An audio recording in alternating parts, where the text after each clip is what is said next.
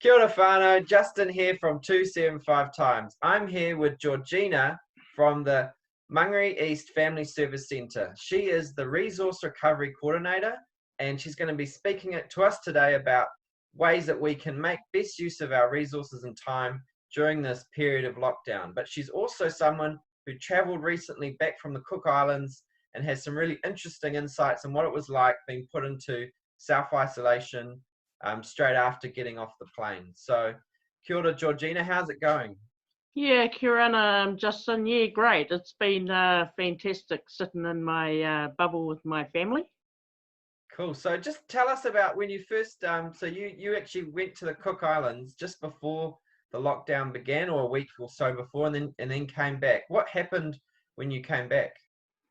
So we arrived back on Saturday, the 28th of March, 7:30 p.m. at night, and we came through the security process, and linked through coming out of there and straight into a hotel. So we went to a hotel where we stayed there for 12 hours, and then we came back home through to Mangere. And so you were telling me before the hotel was like a 5-star hotel with a spa and room service. That must have been pretty cool. Yeah, it was pretty cool. I've never done that in my whole life. The kids, yeah, they were over the moon. They were well secured up with security and police. They had the health line there. Everything was accessible via card. You could actually go downstairs. They delivered, because it was late at night time, they considered the families, and they delivered food to your room. You could go downstairs and have a bit of a breather just outside the doors, go across to the dairy across the road if you need anything, and then back up to the room. And then after that, you had to go into self-isolation for, is it 14 days? Yeah.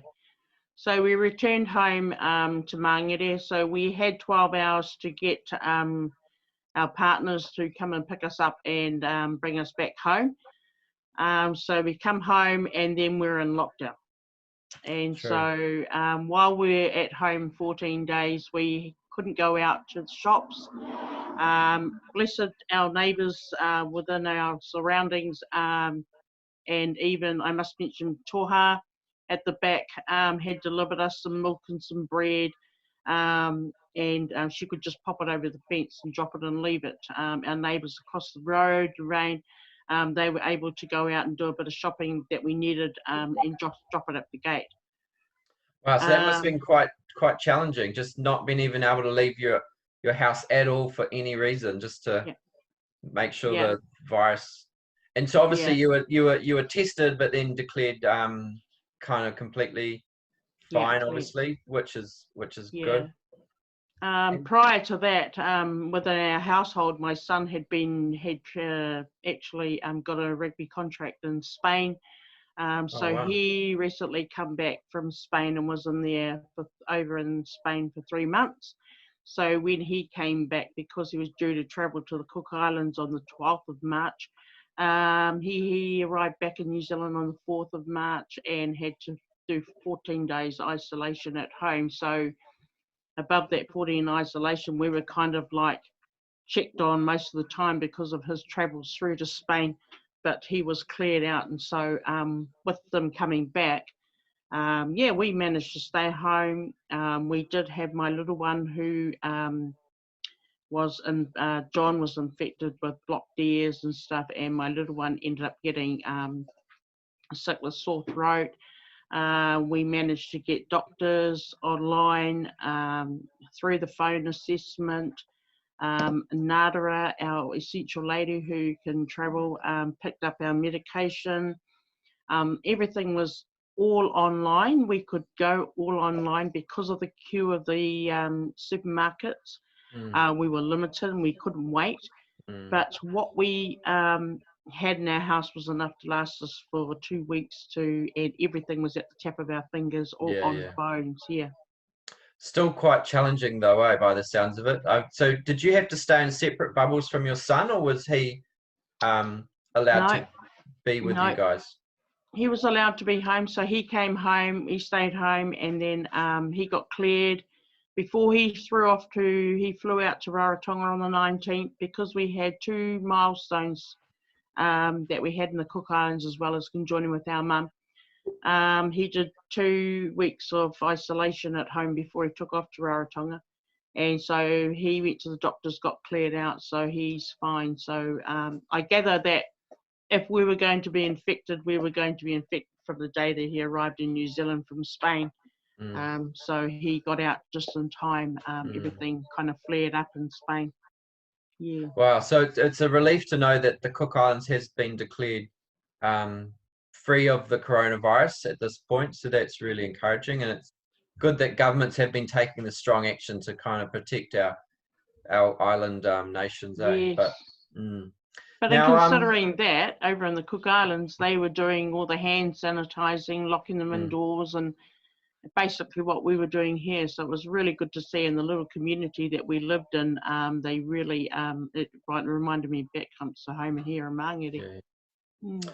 Cool. So now with your role with ME Family Service Centre, what's some of your advice that you're giving people around just making best use of their resources and their time during this lockdown? And it looks like even though we will be moving into level 3, we'll still be in a sort of lockdown anyway, won't we? So we need to be thinking about how to manage our time and resources.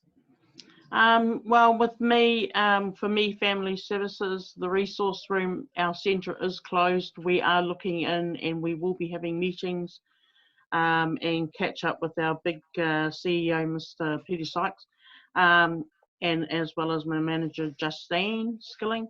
And we will have ongoing talks about that tomorrow, which we zoomed in to have a meeting then. In regards to families with resources, I believe that families have been doing lots of things in their own home, utilising the decluttering of their housing, their houses, and what resources they've had stashed away in cupboards for years. We've also had, within our Talking Rubbish team, we've had lots of gardens out there and people putting seeds in gardens that are being used, maybe utilising, their gardens as spaces where they can go and grow their own vegetables. There's also been cooking done within the household with their parents being on board with their children. In my household, cooking is always done by me. Yeah. It's actually quite nice to see the children actually putting their hand down and actually learning the skills that they've never learnt. Even to my kids out there walking now that we can get out on the street and walk, taking a walk around Mangere in your community, seeing what is out there. I've not seen lots of things out in Mangere, so my kids have been around and they've picked up lots of families walking as well. They can do that. The one-on-one interaction with their children, having that homeschooling at home. I myself was a hippie tutor. And so that homeschooling with your children was really, really fantastic. It gives me a bit of knowledge about what they're learning now in schools to what I was taught back in my school. The children are bonding, they have their own space, try and do other things around home like upcycling, things that have been left around, building, making, crocheting, knitting. I've picked up crocheting and I love it for time out. Cool. Hey, so people have done a big spring clean and they want to bring some of that stuff that's still useful. Do you think at some point they'll be able to bring it to the Family Service Centre, or? Oh, by all means. And this is a long stretch yet. I mean, we don't know how long we're going to be like this for. Prior to the lockdown, the resource recovery had been going for about 3 years. So we had that contract for 3 years at Auckland Airport. So part of those resources that were coming from lost property and security sites, they were held in lockdown for about 3 months, and then it was resourced onto us. We built this relationship up with these families around the community, not only just our families, within our small businesses and businesses networks that we've created within our bubbles.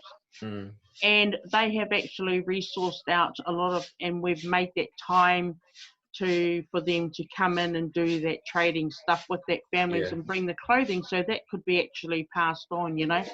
Bear in mind that with the lockdown and with the virus going on, we had to be cautious with stuff that we were getting in and make sure that it was clean enough for the families to be passed on.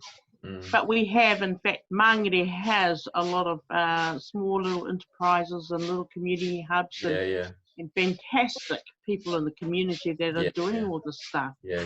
So it's a thriving community.